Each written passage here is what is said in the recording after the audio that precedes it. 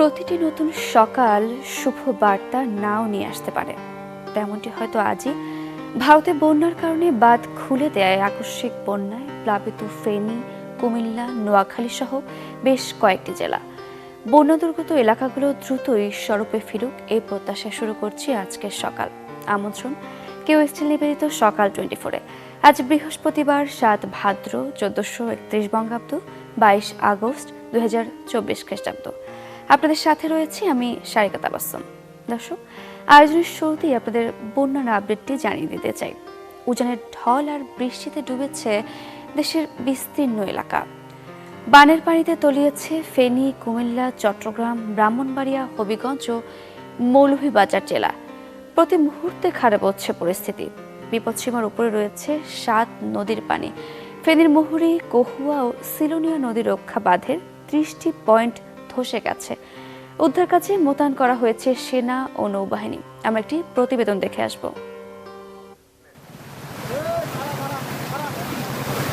প্রতিবেশী দেশের উজানের ঢল আছড়ে পড়ছে বাংলাদেশে। স্রোতের তোড়ে বাঁধ ভেঙে ভাসছে গ্রামের পর গ্রাম। 12 দিন আগে ফেনীর পরশুরাম ফুলগাজী উপজেলার মুহুরী, কুহুয়া, সিলোনিয়া নদীর বাঁধের 26টি পয়েন্টে ভাঙন দেখা দেয়, যা দিয়ে পানি ঢোকে লোকালয়ে। কদিন না যেতেই একই বাঁধে ফের 4টি অংশে ভাঙন দেখা দিয়েছে। এতে তলিয়ে গেছে 2 উপজেলার 80টি গ্রাম। পানি উন্নয়ন বোর্ড জানিয়েছে, আঞ্চলিক সড়ক তলিয়ে যাওয়ায় বন্ধ যান চলাচল। সহায়তার জন্য এরই মধ্যে পৌঁছেছে সেনাবাহিনী। বাড়ি একটু উঁচা আছে, হাসানের ব্রিক ফিল্ডে আমাদের বাড়ি, হাজারি বাড়ি, আমরা বাড়ি উঁচা আছে, আমরা ওইখানে পৌঁছে দিতে পারলে আমরা যাইতে পারবো এখানে মোটামুটি। কুমিল্লায় গোমতী নদীর পানি বেড়ে তলিয়েছে চরাঞ্চল। ঝুঁকিপূর্ণ বাঁধে চলছে মেরামতের ব্যবস্থা। স্থানীয়দের নিরাপদে রাখতে খোলা হয়েছে আশ্রয় কেন্দ্র। বৃষ্টি আর পাহাড়ি ঢলে ডুবেছে ব্রাহ্মণবাড়িয়ার আখাউড়া 30টি গ্রাম। স্রোতের তোড়ে ভেঙে গেছে বেশ কিছু কালভার্ট, সেতু। এতে বন্ধ যোগাযোগ ব্যবস্থা। এখন মনে করেন আমাদের বাড়ি ঘরে কোনো কিছু আনতে পারছি না। আমরা যার যার জীবন নিয়ে বাচ্চা কাচ্চা নিয়ে এখানে স্কুলের মধ্যে বর্তমানে আমরা আছি। কালকে রাতে থেকে হঠাৎ এন্ডের পানি আসে, সারা বাড়ি ঘর আমরা বসে গেছে আমরা কিছু নিয়ে আসতে পারছি না। মনু ও কুশিয়া নদীর পানিও বাড়ছে পাহাড়ি ঢলে। টিলাগাঁও ও ট্যাংরাবাজার এলাকার 3টি স্থানে পানি উপচে ঢুকছে লোকালয়ে। এছাড়াও মনু নদের 4টি ও ধলাই নদীর 4টি স্থানে ভাঙন দেখা দিয়েছে। হবিগঞ্জে খোয়াই নদীর পানি বেড়ে জালালাবাদ এলাকার বাঁধে ভাঙন দেখা দিয়েছে। এতে পানি ঢুকছে লোকালয়ে। আমার শ্বশুরও অবস্থা ভালো নাই, এরা বারোই আইতে পারে না। আমরা একটু টেনশন আছি যে এরা আইতো গেলাম, আমরাও আইসলাম আগে তেমন তারা পাখড়ি নিতে পারতাম না। আমরা ফন্টিনগর গ্রাম গ্রামে দিয়ে আইয়া পানিটা ফিসর উপরে দিয়া পানি বাইয়া চলছে। গরুর ভিতরে এখন আনতা পারদা না, নাও বাইরা না, কিচ্ছু না। গরুর ভিতরে তো ধান চাউল হলতেও তো আছে, উড়ুতা মুড়তাও আছে, ছোট ছোট ইতারে লইয়া গড়তে পারো, ইতা পারদা না, কিচ্ছু না। টানা বৃষ্টিতে নোয়াখালীর বিভিন্ন এলাকায় জলাবদ্ধতার সৃষ্টি হয়েছে। ভেসেছে মাছের ঘের ও ফসলি জমি। থেমে থেমে বৃষ্টি অব্যাহত আছে বৃহত্তর চট্টগ্রামে। কোথাও কোথাও বানের পানি নামলেও অনেক জায়গায় বাড়িয়েছে দুর্ভোগ। এতে গ্রামীণ সড়কে যোগাযোগ ব্যবস্থা ব্যাহত হচ্ছে। দুর্ভোগের শিকার পানিবন্দী বহু মানুষ। তানিম রহমান, চ্যানেল 24। দর্শক, প্রতিবেদন দেখছিলাম। এবার একটু সরেজমিনে বন্যা দুর্গত এলাকাগুলোর খবর নিয়ে আসি। আমরা এবারে চলে যাব ব্রাহ্মণবাড়িয়ায়। ব্রাহ্মণবাড়িয়া থেকে যুক্ত হচ্ছেন সহকর্মী প্রকাশ দাস। প্রকাশ দাস, আমরা প্রতিবেদন দেখছিলাম আখাউড়ায় 30টি গ্রাম প্লাবিত। এখন কি অবস্থা সেখানকার? জি সারিকা, ব্রাহ্মণবাড়িয়ার সীমান্তবর্তী আখাউড়া উপজেলায় কিন্তু বন্যা পরিস্থিতি আগের তুলনায় অনেকে অবনতি হয়েছে। আপনাকে জানিয়ে রাখি, এখন কিন্তু পুরো উপজেলায় কিন্তু 34টির মতো গ্রাম প্লাবিত হয়েছে। এখানে বীরচন্দ্রপুর, আবদুল্লাপুর, কর্নেল বাজার, মুগরা, আখাউড়া উত্তর, আখাউড়া দক্ষিণ সহ প্রায় 34টি গ্রামের কিন্তু এখন পানির নিচে নিমজ্জিত। বিশেষ করে যে আপনার আখাউড়া উত্তর এবং দক্ষিণ এবং মুগরা ইউনিয়নে কিন্তু পানির পরিমাণটা খুবই বেশি। মূলত গত মঙ্গলবার রাতে যে ভারী বর্ষণ এবং ভারতের ত্রিপুরা রাজ্য থেকে নেমে আসা যে পাহাড়ি ঢল, সেই ঢলের কারণে কিন্তু তীব্র বেগে গতকাল থেকে কিন্তু পানি ঢুকতে শুরু করে এবং এই পানির তুর এতটাই বেশি যে এখানে কিন্তু একটি যে আব্দুল্লাহপুর গ্রামে যে আখড়াগড় সড়কের উপর একটি অস্থায়ী বেলি সেতু ছিল, সেটিও কিন্তু ধসে পড়ে এবং যার কারণে কিন্তু আখড়াগড় সড়কে যানবাহন বন্ধ হয়ে যায়। এতে করে কিন্তু এখন রপ্তানি কার্যক্রম বন্ধ রয়েছে, পাশাপাশি যে যাত্রী পারাপার, সেই যাত্রী পারাপার কার্যক্রম কিন্তু অনেকটা বন্ধ রয়েছে। তো এই 34টি গ্রামে কিন্তু এখন পর্যন্ত প্রায় 520টি পরিবার কিন্তু পানিবন্দী অবস্থায় রয়েছেন। তার মধ্যে কিছু কিছু পরিবার কিন্তু যে উপজেলার সরকারি প্রাথমিক বিদ্যালয়গুলো রয়েছে সেগুলোকে আশ্রয় কেন্দ্র হিসেবে প্রস্তুত করায়, সেখানে কিন্তু তারা আশ্রয় নিতে শুরু করেছেন।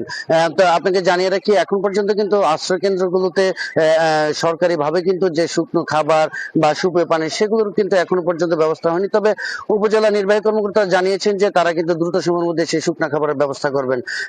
তো উপজেলা প্রশাসন ছাড়াও যারা সামাজিক সংগঠনের কর্মীরা রয়েছেন তারা কিন্তু গতকাল রাত থেকে বিভিন্ন আশ্রয় কেন্দ্রে বা যে পানিবন্দী ঘরগুলো রয়েছে সেখানে গিয়ে গিয়ে দুর্গতদের মাঝে কিন্তু শুকনো খাবার পৌঁছে দিচ্ছেন। তো উপজেলা নির্বাহী কর্মকর্তা আমাকে জানিয়েছেন যে তারা কিন্তু ইতিমধ্যে সবকিছুর তালিকা করছেন এবং সেই অনুপাতে কিন্তু তারা জেলা প্রশাসনের পক্ষ থেকে যে বরাদ্দ আছে সেগুলো কিন্তু তারা দুর্গতদের কাছে পৌঁছে দিবেন। তো সারিকা, এই ছিল আমার কাছে ব্রাহ্মণবাড়িয়ার আখড়ার বন্যা পরিস্থিতি নিয়ে সর্বশেষ খবর। প্রকাশ দাস, আপনাকে ধন্যবাদ। দর্শক, আমরা ব্রাহ্মণবাড়িয়ার বন্যা পরিস্থিতি নিয়ে জানছিলাম। বন্যা পরিস্থিতি সেখানকার আরও অবনতির দিকে, প্রায় 34টি এলাকা বন্যা প্লাবিত। দর্শক, আমরা ব্রাহ্মণবাড়িয়ার তো খবর জানছিলাম, এবার একটু মৌলভীবাজারের খবর নিয়ে আসবো। মৌলভীবাজার থেকে যুক্ত হচ্ছেন সহকর্মী আব্দুর রব। আব্দুর রব, আমরা ব্রাহ্মণবাড়িয়ার খবর জানছিলাম, সেখানকার বন্যা পরিস্থিতি আরও অবনতির দিকে। মৌলভীবাজার কি পরিস্থিতি এখন?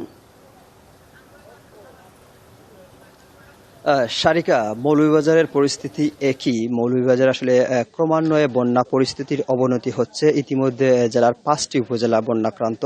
আমি যদি একটু বলি যে মৌলভীবাজারের যে মনুপাড়ের যে 3টি উপজেলা, বিশেষ করে মৌলভীবাজার সদর, রাজনগর এবং কুলাউড়া উপজেলা, এই 3টা উপজেলার দুপারের মানুষ আসলে খুবই আতঙ্কে রয়েছেন, কারণ এখন পানি বিপদসীমার 113 সেন্টিমিটার উপর দিয়ে প্রবাহিত হচ্ছে।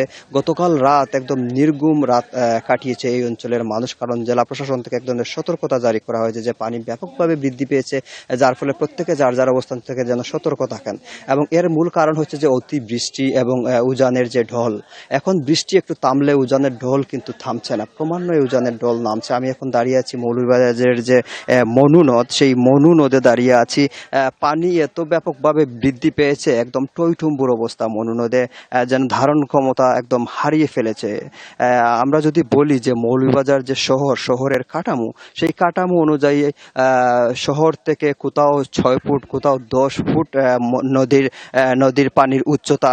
এত ব্যাপকভাবে পানি উপরে উঠেছে এবং কালকে রাতে এক ধরনের শহরে পানি প্রবেশ করবে এই ধরনের একটা পরিস্থিতিও তৈরি হয়েছিল এবং ব্যাপকভাবে সতর্কতা জারি করা হয়েছিল। এবং বাসা বাড়ির যে নিচতলার যারা বাসিন্দা রয়েছিলেন তাদেরকে বলা হয়েছিল যে তাদের জিনিসপত্র যেগুলো আছে তারা গুটিয়ে নেয়, এবং ব্যবসা প্রতিষ্ঠান যারা আছে তারা গুটিয়ে নেয়, তারা কিন্তু এভাবে গুটিয়েও নিয়েছে।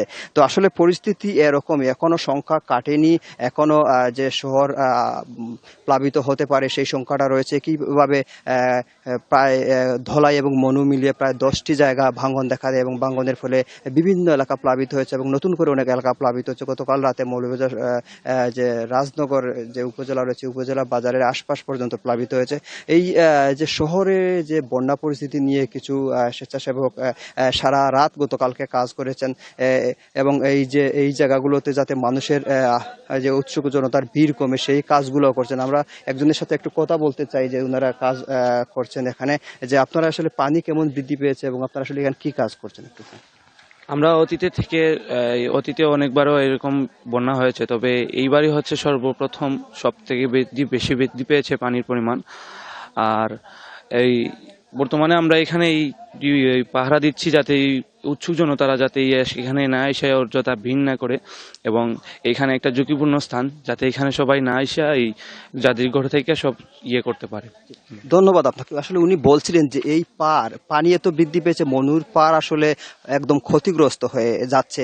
যদি মানুষের ভিড় বাড়ে তাহলে হয়তো যে কোনো সময় দুর্ঘটনা ঘটতে পারে, যার কারণে তারা অনেকেই এখানে যুবক রয়েছেন যারা এই কাজগুলো করছেন। তো আসলে সব মিলিয়ে বন্যা পরিস্থিতি খুব ভালো নাই সারিকা। আব্দুর রব, আপনাকে ধন্যবাদ। দর্শক, আমরা মৌলভীবাজারে একই পরিস্থিতি দেখছিলাম, হাজারো মানুষ পানিবন্দী, বিদ্যুৎ বিচ্ছিন্ন, যোগাযোগ বিচ্ছিন্ন। দর্শক, এই বন্যার কি কারণ, আমরা একটু সেই কারণটি জেনে আসবো। আমরা একটু ভারতের পরিস্থিতি জানবো। ভারী বৃষ্টি, বন্যার ভূমিধসে বিপর্যস্ত ভারতের অন্তত ৮ রাজ্য। এতে ত্রিপুরায় 10 জন সহ অন্তত 25 জন নিহত হয়েছেন। নিখোঁজ আছেন আরও বেশ কয়েকজন। ত্রিপুরায় টানা 50 ঘন্টার ভারী বৃষ্টিতে কয়েকটি নদীর পানির উচ্চতা বেড়ে যায়। এতে বন্যা পরিস্থিতি তৈরি হয়। ত্রাণ ও উদ্ধার অভিযানে রয়েছে 200টির বেশি দল। ভূমিধসে ভারতের সিকিম ভেঙে গেছে। তিস্তাবাদ জলবিদ্যুৎ কেন্দ্র। নাগাল্যান্ডে ভূমিধসে অচল হয়ে পড়েছে বেশ কয়েকটি মহাসড়ক। পরিস্থিতি স্বাভাবিক না হওয়া পর্যন্ত পর্যটকদের ভ্রমণে সতর্কতা জারি করেছে প্রশাসন। ভূমিধসের আশঙ্কায় মিজোরামে বন্ধ করে দেওয়া হয়েছে সব শিক্ষা প্রতিষ্ঠান।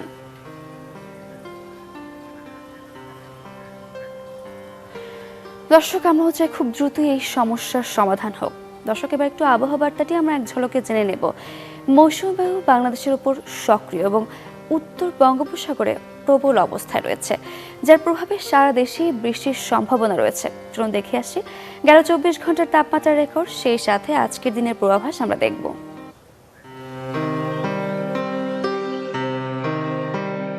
ঢাকায় গেল 24 ঘন্টায় সর্বোচ্চ তাপমাত্রা শনাক্ত হয়েছে 28.7 ডিগ্রি সেলসিয়াস। সর্বনিম্ন তাপমাত্রা ছিল 26.1 ডিগ্রি সেলসিয়াস। রাজশাহীতে সর্বোচ্চ তাপমাত্রা 32.4, সর্বনিম্ন 26.2। রংপুরে সর্বোচ্চ তাপমাত্রা 31.3, সর্বনিম্ন 24.9। ময়মনসিংহে সর্বোচ্চ তাপমাত্রা শনাক্ত হয়েছে 28.5 ডিগ্রি সেলসিয়াস। সর্বনিম্ন তাপমাত্রা ছিল 25.7 ডিগ্রি সেলসিয়াস। সিলেটে গেল 24 ঘন্টায় সর্বোচ্চ তাপমাত্রা শনাক্ত হয়েছে 27.8 ডিগ্রি সেলসিয়াস। সর্বনিম্ন তাপমাত্রা ছিল 25 ডিগ্রি সেলসিয়াস। চট্টগ্রামে সর্বোচ্চ তাপমাত্রা 29.4, সর্বনিম্ন 26.1। খুলনায় সর্বোচ্চ তাপমাত্রা 31.6, সর্বনিম্ন 26.8। বরিশালে সর্বোচ্চ তাপমাত্রা শনাক্ত হয়েছে 29.5 ডিগ্রি সেলসিয়াস।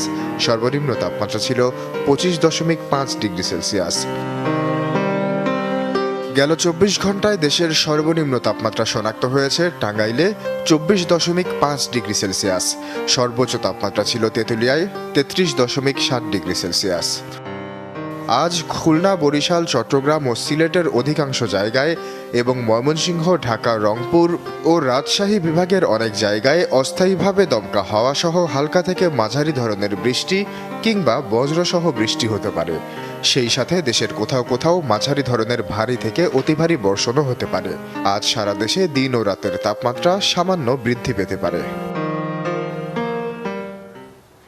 দর্শক, জানছিলাম আজ দেশের 8 বিভাগে মাঝারি থেকে ভারী বৃষ্টির সম্ভাবনা রয়েছে। আপনারা ঘরের বাইরে বেরোলে অবশ্যই প্রয়োজনীয় ব্যবস্থা নিয়ে বেরোবেন। দর্শক, সকাল সকাল এই মুহূর্তে আপনাদের একটু কুড়িগ্রাম নিয়ে যেতে চাই, যেখানে সৌন্দর্য ছড়াচ্ছে রৌমারীর পাটা ধোয়া শাপলা বিল। পর্যটকরা বিভিন্ন এলাকা থেকে ভিড় করছেন শাপলা বিলে। চলুন আপনাদের ঘুরিয়ে নিয়ে আসি। এই মুহূর্তে কুড়িগ্রাম থেকে আমাদের সাথে যুক্ত হচ্ছেন সহকর্মী গোলাম মাওলা সিরাজ। গোলাম মাওলা সিরাজ, শুভ সকাল। আপনার পেছনেই আমরা দেখতে পাচ্ছি ঝলমলে বেশ অনেক শাপলা। আপনার মধ্যে থেকে একটু এই বিলটি আমরা একটু ঘুরে দেখতে চাই। সেই সাথে আরেকটি বিষয় জানতে চাই, অগাস্ট সেপ্টেম্বর এই সময়টা তো শাপলার সময়, পর্যটকদের ভিড় কেমন দেখছেন?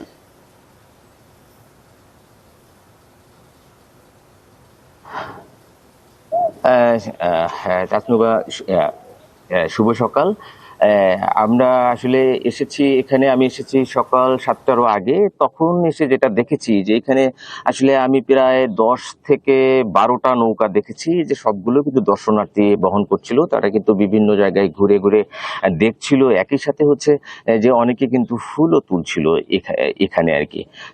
যেমনটি বলছিলেন আপনি, এই বিলটির বর্তমান নাম কিন্তু সবাই যেটা পরিচিত, সবাই যেটা জানে সেটি হচ্ছে লাল শাপলার বিল হিসেবে। কিন্তু এর আগে এটির নাম মূলত হয়েছে যে পাটা ধোয়ার বিল বলে কেউ কেউ, তার আগে নাম ছিল যে দেওকুড়ার বিল। সবকিছু মিলে এখন কিন্তু একটা দর্শনীয় স্থান, এবং একই সাথে হচ্ছে যে নামটাও পরিবর্তন হয়েছে এই লাল শাপলার গুণে বা লাল শাপলার কারণে। সবকিছু মিলে আমরা এখানকার লোকজনের সঙ্গে যেটা কথা বলে যেটা জানতে পারছি, এখন কিন্তু দূর দূরান্ত থেকে লোকজন এখানে আসছে এই শাপলা দেখতে। আমরা সকালে এসে আরো অনেক ফুল দেখেছি। জানেন যে আসলে সময় গড়ার সাথে সাথে কিন্তু অনেকটা যে ফুলগুলো ফোটে সেগুলো আবার রূপে চলে যায়, মানে অনেকটা হচ্ছে যে কলির মতো আকার ধারণ করে। অনেক ফুল কিন্তু ইতোমধ্যে কলির আকার ধারণ করেছে। আমরা এখানে অনেকের সঙ্গে কথা বলেছি, যেটা বলছেন যে এখানে বেশ কিছু অসুবিধাও রয়েছে দর্শনার্থীদের। তারা যেটা আসছে এখানে কিন্তু আশপাশে আসলে বসবার একটা চা খাবার বা বসবার এরকম কোনো জায়গা নেই। সবকিছু মিলে এখানে কিন্তু বেশ কিছু মানুষের কাজেরও আসলে একটা সুযোগ তৈরি হয়েছে। বেশ কিছু নৌকা এখানে আমরা এখানকার নৌকার মাঝির সঙ্গে কথা বলি, এই যে কিরকম লোকজন আসে, কোন এলাকা থেকে লোকজন আসে এবং কিরকম আয় করেন সারাদিনে। সারাদিনে আসসালামু আলাইকুম। সারাদিনে আয় প্রায় 500-600 টাকা, আর বেশি হয় লোকজনের উপর ভিত্তি করে। ঢাকা থেকেও লোক আসে, ময়মনসিংহ, কুমিল্লা এদিকে লোক আসে। এবছরও কুমিল্লা থেকে লোক আসছিল, কুড়িগ্রাম থেকে লোক আসছিল, রাতভাঙ্গা এদিকে লোকজন আসে। সারাদিনে আয় কত? সারাদিনে আয় প্রায় কোনোদিন লোক বেশি হলে 1000 টাকা পর্যন্ত হয়। এনে কতটা নৌকা চলে? নৌকা চলে 10-12টা নৌকা চলে আর কি। তাহলে সারাদিনে কত সংখ্যক লোক আসে এখানে, আমরা যেটা বলতে পারবো? প্রায় 100-150 লোক আসে প্রতিদিন।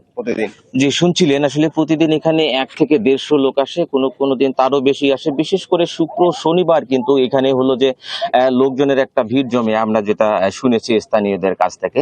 এবং এই এখানে এসে সবচেয়ে খারাপ লাগারও একটা বিষয় রয়েছে, আমরা যেটা দেখেছি যারাই কিন্তু আসে তারাই কিন্তু এখানে আসলে অনেকটা গোছা করে কিন্তু সবাই এখানকার ফুলগুলো তুলে নিয়ে যাচ্ছে। হয়তো এভাবে ফুলগুলো তুলে নিয়ে গেলে দেখা যাবে যে মৌসুমের শেষে কিন্তু আসলে এই ফুলগুলো থাকবে না, তার আগে শেষ হয়ে যাবে। এই বিল অনেক পুরনো হলেও গত 5 বছর ধরে কিন্তু মানুষের আনাগোনা, এখানে দর্শনার্থীরা আসছেন এবং যতই সময় যাচ্ছে ততই কিন্তু দর্শনার্থীদের সংখ্যাও এখানে বাড়ছে। এই ছিল আসলে এখানকার অবস্থা। গোলাম মালা সিরাজ, আপনাকে অসংখ্য ধন্যবাদ। দর্শক, আমরা কুড়িগ্রামের পাটা ধোয়া শাপলা বিল ঘুরে দেখছিলাম। এজন্য প্রকৃতির বুকে আঁকা এক রঙিন নকশি কাঁথা, যেটি দেখতে দর্শনার্থীরা ভিড় করে, আমরাও ঘুরে দেখছিলাম। দর্শক, এবার একটু আমরা পত্রিকায় নজর দেব। আমাদের হাতে রয়েছে কয়েকটি পত্রিকা। আমরা শুরু করব প্রথম আলো দিয়ে। প্রথম আলোর শুরুতেই যে শিরোনামটি আমি দেখছি, অভিভাবকহীন বিশ্ববিদ্যালয় সংকটের কারণ দলীয়করণ। দেশে চালু পাবলিক বিশ্ববিদ্যালয় 55টি, 27 জন উপাচার্য পদত্যাগ করেছেন, 12 জন সহ উপাচার্য পদত্যাগ করেছেন, 7 জন কোষাধ্যক্ষ পদত্যাগ করেছেন। সরকার পরিবর্তনের পর স্বায়ত্তশাসিত ও সরকারি বিশ্ববিদ্যালয়ের অনেক উপাচার্য পদত্যাগ করেছেন। শূন্য পদে নিয়োগ না হওয়ায় সংকট বাড়ছে। পরিবহনে চাঁদাবাজির হাত বদল। সরকার পরিবর্তনের পর আওয়ামী লীগ নেতারা আত্মগোপনে। পরিবহন সমিতিগুলোর অফিস বিএনপি নেতাদের দখলে। বছরে অন্তত 1885 কোটি টাকা চাঁদা ওঠে। শাহজাহান খান, এনায়েত মশিউর অনুপস্থিত। সাইফুল, শিমুল বিশ্বাস, কফিল সক্রিয়।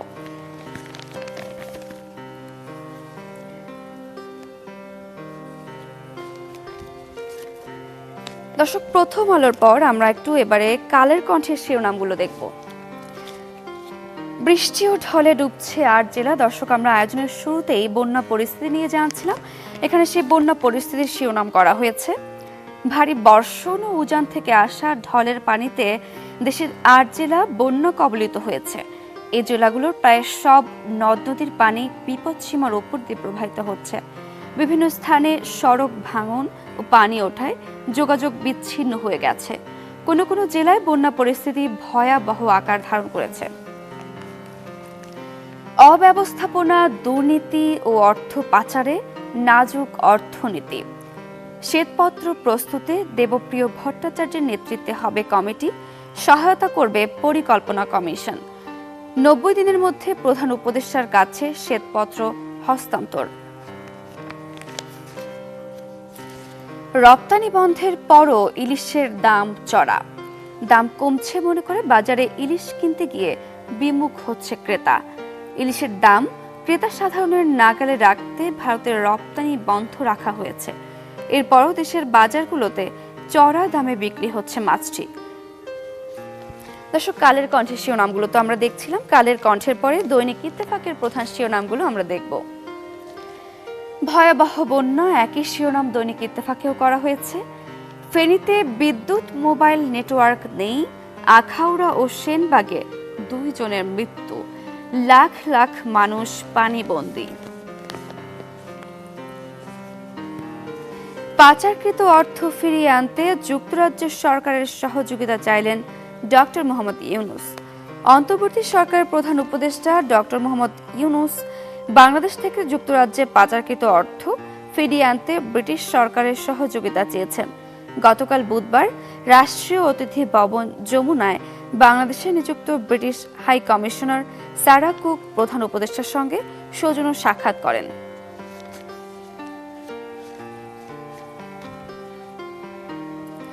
এদিকে একটু অভিযানের খবর আপনাদের জানাই। বিপুর অফিসে অভিযান, পাওয়া গেছে 1 কোটি টাকা, অস্ত্র ও বৈদেশিক মুদ্রা।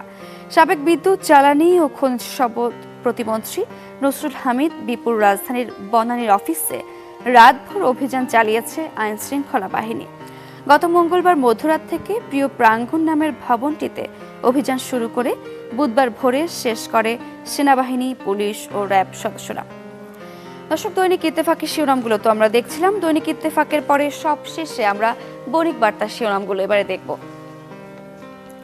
অপরাধ, ব্যক্তি ও পর্ষদের শাস্তি আমানতকারী ও প্রতিষ্ঠানের। ন্যাশনাল ব্যাংক ও ইসলামী ব্যাংকের মতোই নাজুক পরিস্থিতিতে পড়েছে দেশের অন্তত 1 ডজন ব্যাংক। এসব ব্যাংকে পরিচালনা পর্ষদ ও ব্যক্তির অপরাধের শাস্তি ভোগ করতে হচ্ছে আমানতকারীদের। বিপদের মুখে পড়েছে এসব ব্যাংকের গ্রাহক ব্যবসায়ী প্রতিষ্ঠানগুলো। সংশ্লিষ্টরা বলছেন, কোনো ব্যাংক চূড়ান্ত বিপদে পড়লে সেখানকার কর্মসংস্থানও ক্ষতিগ্রস্ত হবে। দর্শক, এই ছিল মোটামুটি আজকের দিনের প্রধান শিরোনামগুলো। দর্শক, আজকের আয়োজন আমাদের এই পর্যন্তই। আমরা ফিরে আসব আগামী দিনের নতুন সব তথ্য আর আয়োজন নিয়ে। সেই পর্যন্ত ভালো থাকবেন, সুস্থ থাকবেন। সবাইকে আরও একবার জানাই শুভ সকাল।